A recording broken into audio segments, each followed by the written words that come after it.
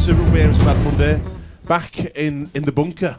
Not long to go now, Jonesy, till we move out of the bunker into the new studio. How excited are you?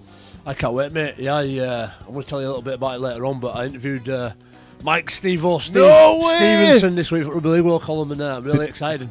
I was thinking to myself, I didn't ask him, I would ask him if he'll come on. And anyway, I walked up a bit of courage back end, and I asked him, he said, yeah, of course, mate, I'll come at Rugby AM show. So when we finish decorating, and it's all nice and spick we're going to bring him in the first show. Big Mike Steve up your jumper, terra firma. What did he say to you? Oh, he had a few cliche ones. Martin Sadler will kill me, so I can't say too much. You've got to buy a magazine to read it. But it did remind me of you, Simo. Honestly, mate, I've been worried about I'm you all old, week. fat and bald.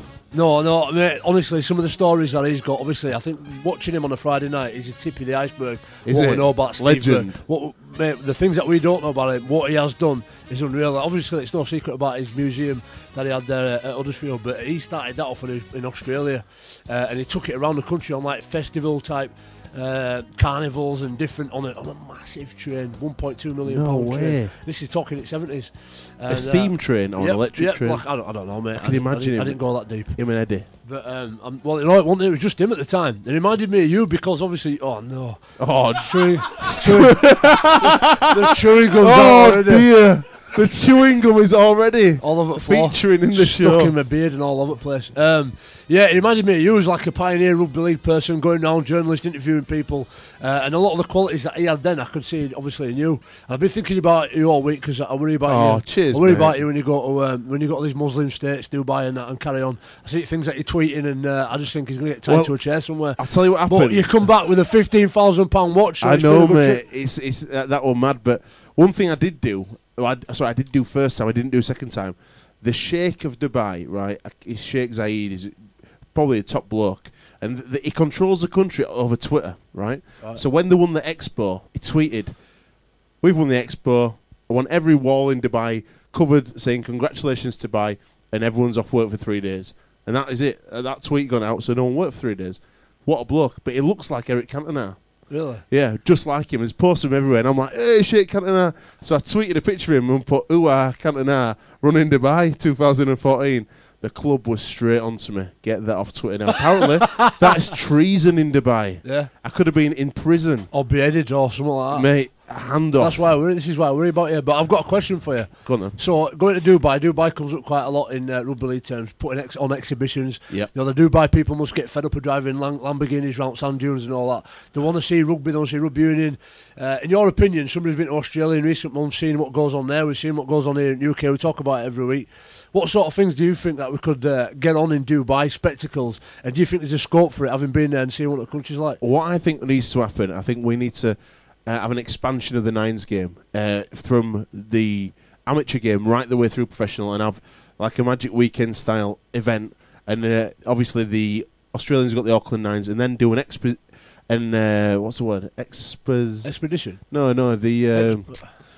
well, it's like exhibition game with, that's the word, shoe dog.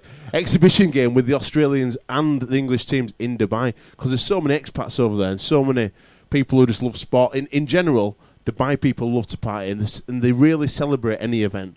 If you make an event up big enough and glamorous enough, they will support you without a shadow of a doubt. So the one of the biggest events people in Leeds, Alex Simmons, can you not get it on? Can you not sort something out? Mate, it's baby steps at the moment. One thing I've tried to do, like in the last couple of years, is take one step at a time and really try to focus, because I'm one of these people who did loads of things not very well. So I'm trying to do two things in Rugby AM and All-Star FM really, really well now.